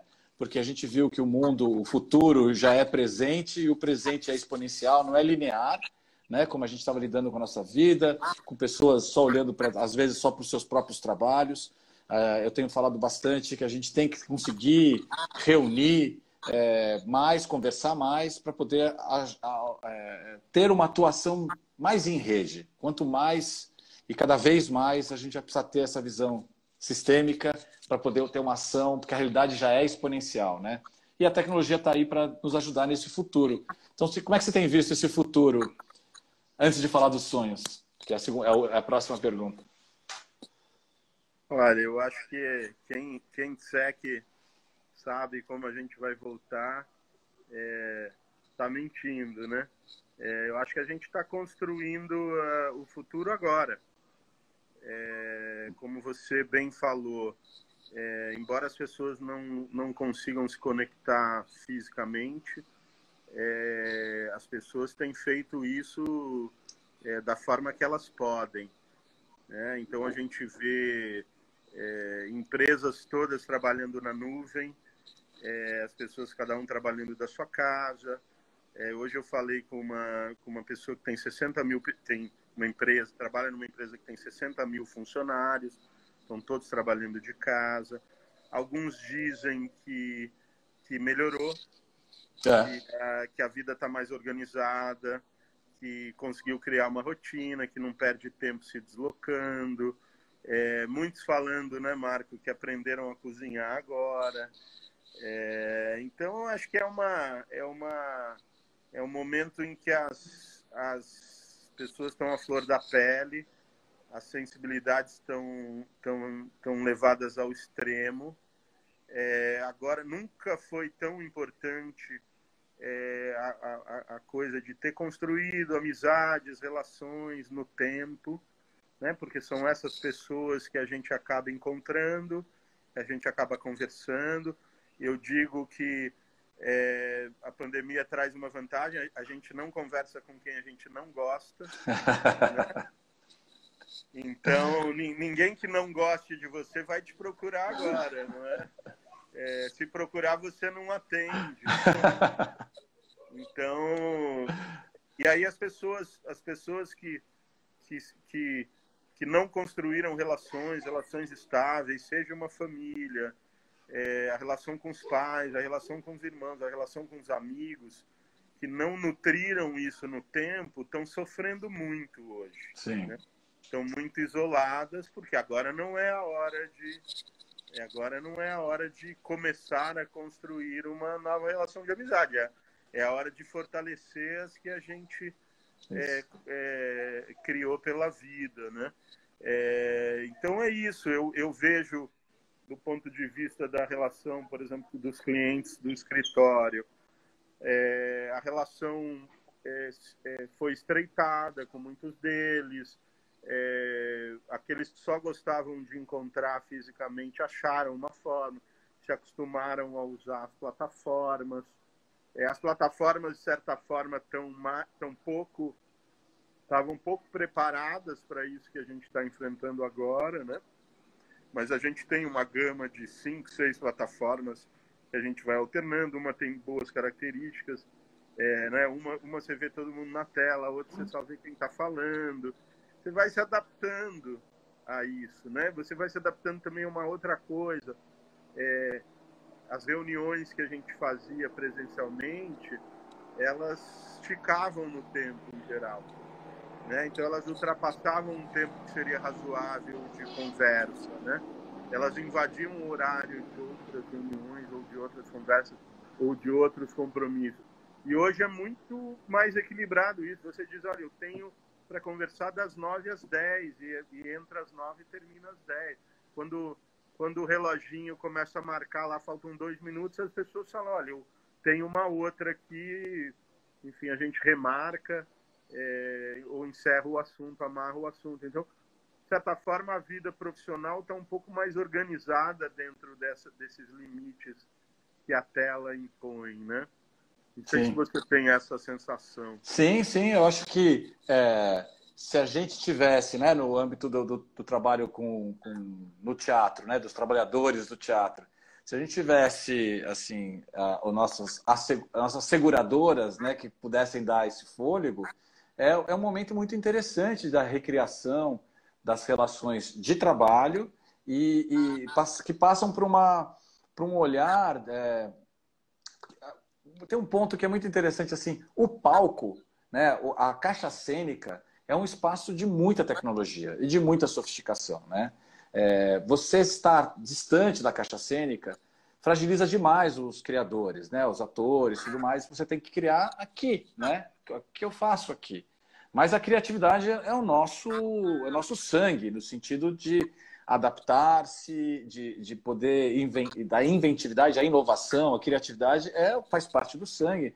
E por um acaso, no último espetáculo da Arnaldo Ícaros, é o cerne do trabalho das aventuras do Barão de Munchausen, que a gente fez uma adaptação chamada A Verdadeira História do Barão. Então, é o cerne do trabalho, é a criatividade e a imaginação. Então, eu me sinto fortalecido. A gente, evidentemente, está vivendo uma tragédia social e os trabalhadores de cultura estão totalmente desassistidos, mas é, de verdade, um momento de muita criação. Vai ser um momento, eu aposto, a gente tem falado muito que 2020, a Arnaldo Ícaros está querendo realmente marcar esse momento, esses anos 20, e que a gente tenha, plantando nesse momento de tanta tragédia, também uma semente para um imaginário futuro, né? Que reside nos nossos sonhos, que a gente vai falar, vou entrar nessa conversa agora, mas podendo germinar futuros nesse instante, né? E imaginando que daqui 2 anos a gente tem um grande cenário de mudança. E como as artes, né? Como que nós, dessa indústria criativa, né? A gente está se preparando para os movimentos identitários, como tudo isso, né?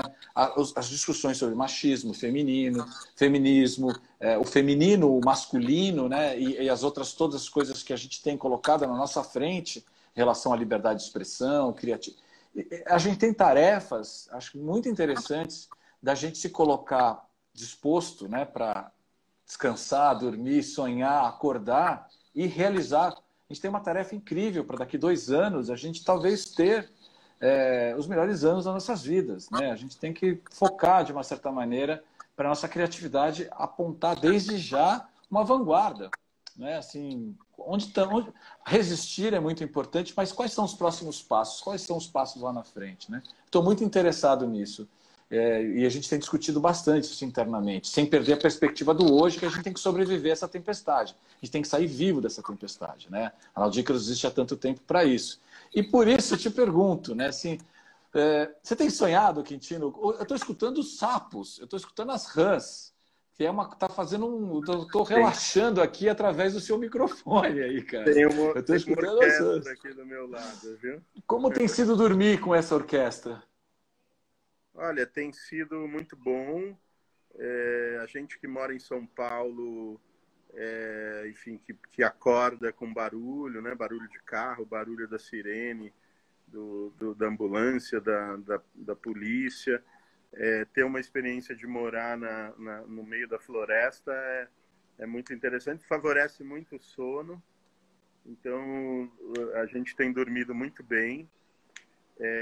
Todo mundo que passa aqui pela nossa casa diz que a mudança vem a partir do sono.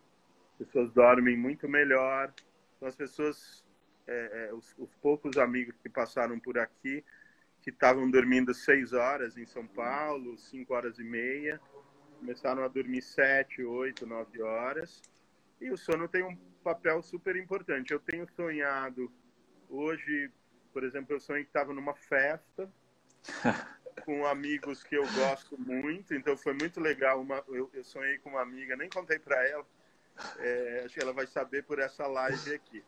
Mas é uma amiga que mora em Portugal e topo com ela no sonho, e a festa foi na minha casa do Pacaembu, casa que você conheceu, que o escritório funcionou durante um tempo. Era uma festa lá e eu encontro essa amiga e a gente bate o maior papo. Papo que a gente não tem nem levado pela rede, assim. Aí eu acordei muito feliz com isso. Então, a gente sonha muito com aquilo que a gente sente falta, né? Eu sonho com as pessoas que eu não tenho visto, eu sonho com algumas cenas de São Paulo, eu sonho com cobra, que eu vejo bastante aqui.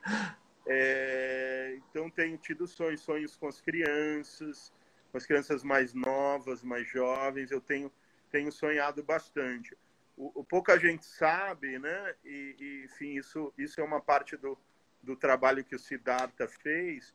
A gente ouve muitas pessoas dizerem, mas eu sonho na última parte da noite, né? No começo da manhã, entre 6 e 7 da manhã, ou entre 7 e 8 da manhã, na última etapa. Não, a gente sonha em ciclos de 1h30, em geral. E tem sonhos até que a gente tem nos primeiros 10 minutos de sono. Então, se você pensar numa noite dormida de 7, 8 horas, Uau. Você tem 5 ciclos de sonhos nessa noite. É muito rico, né? E o sono, isso o Siddhartha também ensina, o sono tem uma função importantíssima, que é de fazer uma limpagem no cérebro das células que foram danificadas durante o dia, né? A gente está pensando, a gente está ativando e está também gerando um certo lixo, né? A ciência chama esse lixo de restos diurnos. Então ele diz que as pessoas que dormem pouco, o cérebro não tem tempo por exemplo, um vigia noturno num prédio, né, que dorme ali de 1 em 1 hora, de meia em meia hora, né, é um prejuízo enorme para a saúde, né? Isso é uma coisa que eu penso muito sempre quando eu entro no prédio e vejo a pessoa à noite trabalhando, eu falo, puxa, essa pessoa deve ter uma vida muito difícil, porque o sono é entrecortado. E aí não há tempo, nesses sonos entrecortados, não há tempo do cérebro limpar os restos diurnos. E aí você vai, olha que interessante, já está comprovado que quem dorme mal está mais propenso a ter Alzheimer, está mais propenso a ter Parkinson, está mais propenso a ter as doenças de esgotamento do cérebro. Então aí você vê a importância do sono, né? E é lógico, o sono com qualidade ele vai te fazer sonhar mais, né? Então as pessoas dão pouca importância para isso.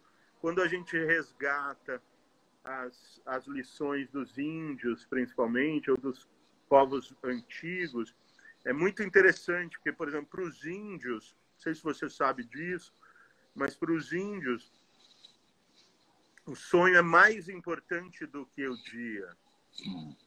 É no sono, no sonho, que ele se conecta com os xamãs, que ele se conecta com as entidades, que eles têm... Então, para o índio é tão importante sonhar quanto acordar e desenvolver a rotina do dia. As tribos do Acre que tomam ayahuasca, por exemplo, aquele transe, aquilo é mais importante do que o dia, né? Os índios das tribos tradicionais do ayahuasca tomam ayahuasca constantemente. Não é uma sessão e fica um mês sem tomar.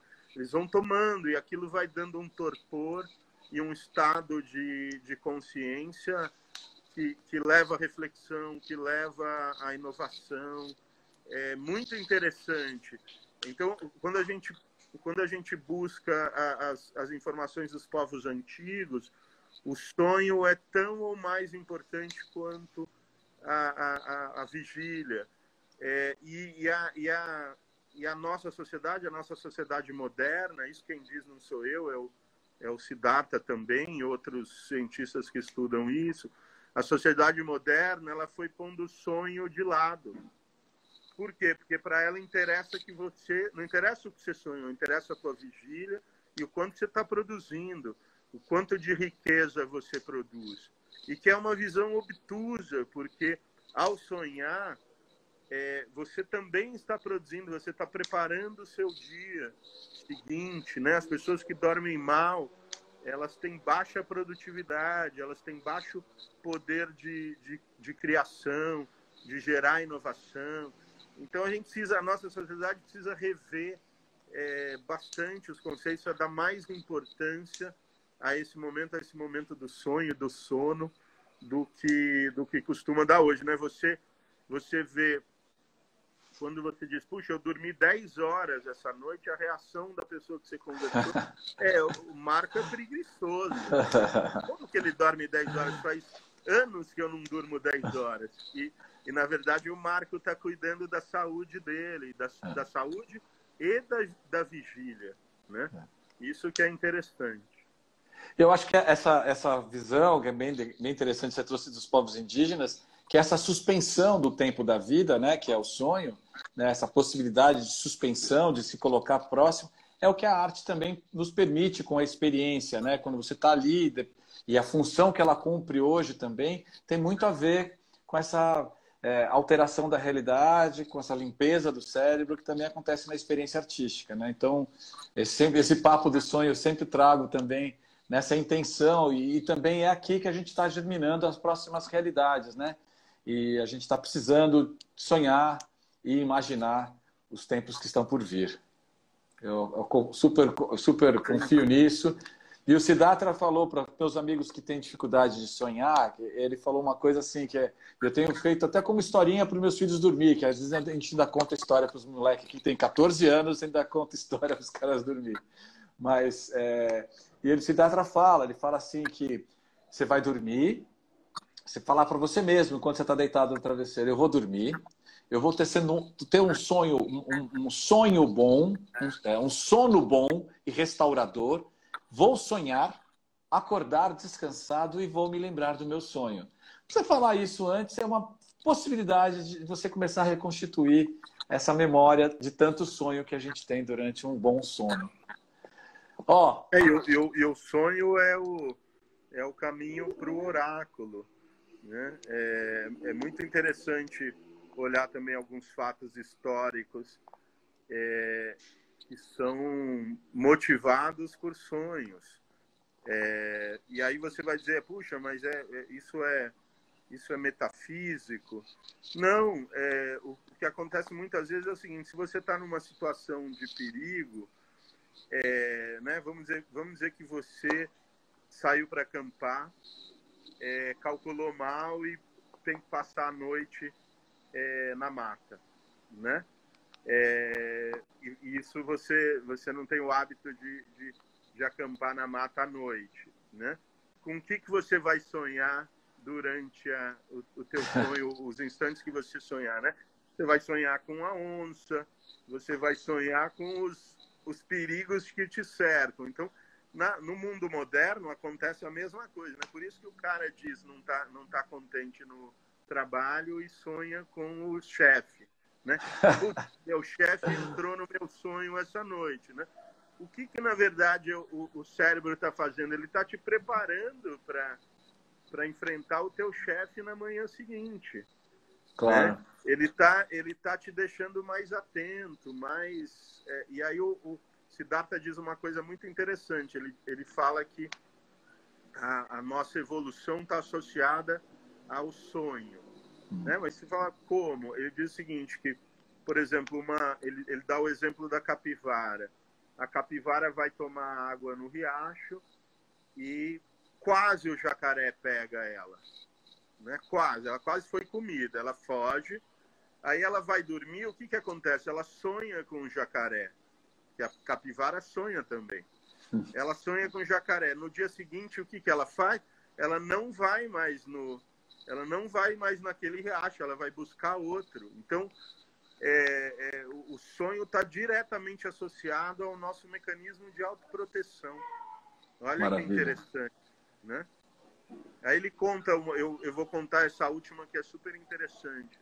Ele fala da história do touro sentado, que era aquele cacique americano conhecido, que era um estrategista, né?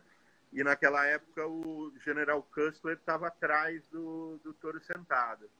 Então o exército estava atrás, estava tentando cercar, e a tribo se retira para um espaço bem isolado, de difícil acesso, né? A tribo dorme e no sonho o touro sentado sonha com soldados caindo do céu, com muitos soldados caindo do céu. Ele acorda sobressaltado, no dia seguinte pede para todo mundo se preparar, tira as crianças e mulheres da tribo, quer dizer, as mulheres e crianças vão para um lugar mais afastado e os homens se preparam quer dizer, era pouco provável que o exército chegasse naquele lugar, mas a partir do sonho ele se prepara e a tribo dizima, não só dizima o destacamento do general Custer, como mata o general e mata o filho.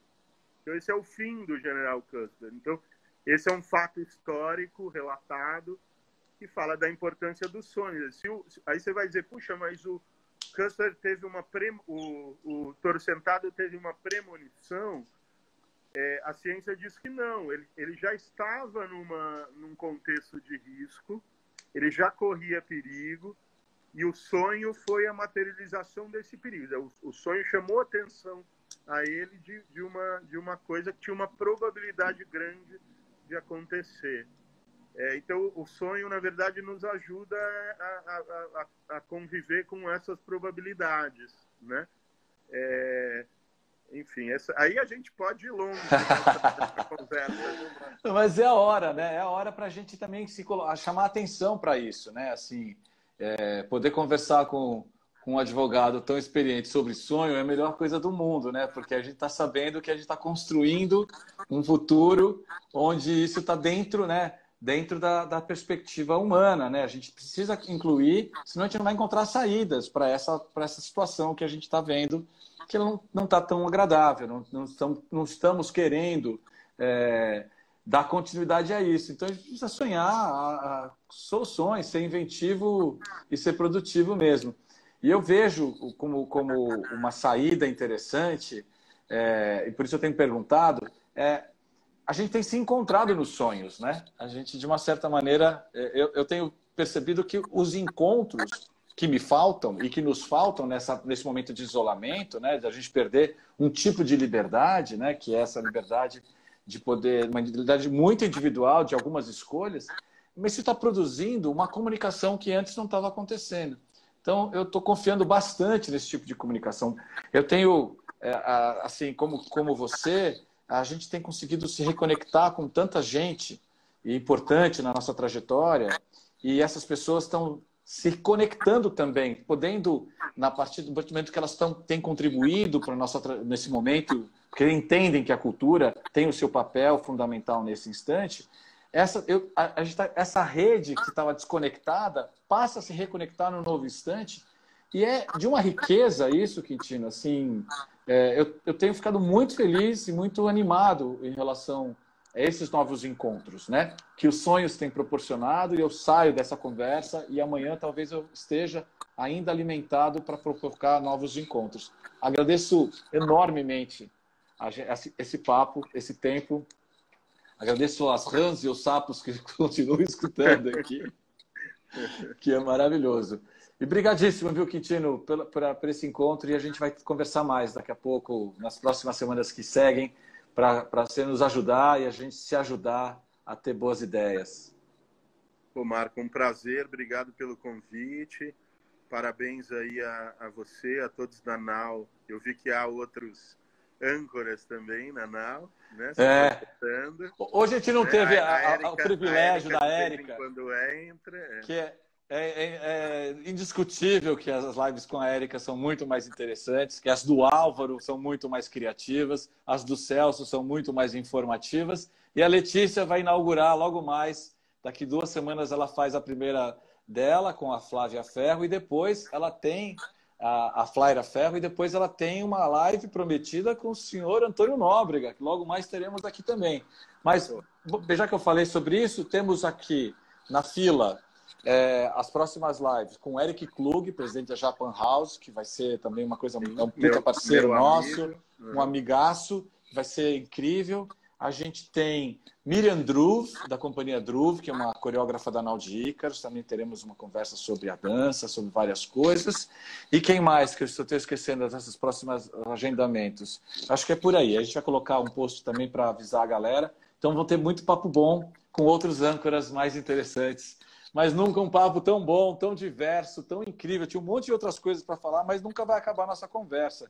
Porque você é um amigo... Sempre muito bom falar com você, sempre rende ótimas conversas. É legal a gente falar também por aqui, porque a gente se encontra na barco, a gente se encontrou as últimas 2 vezes, a gente se encontra sempre, tem muita gente, né?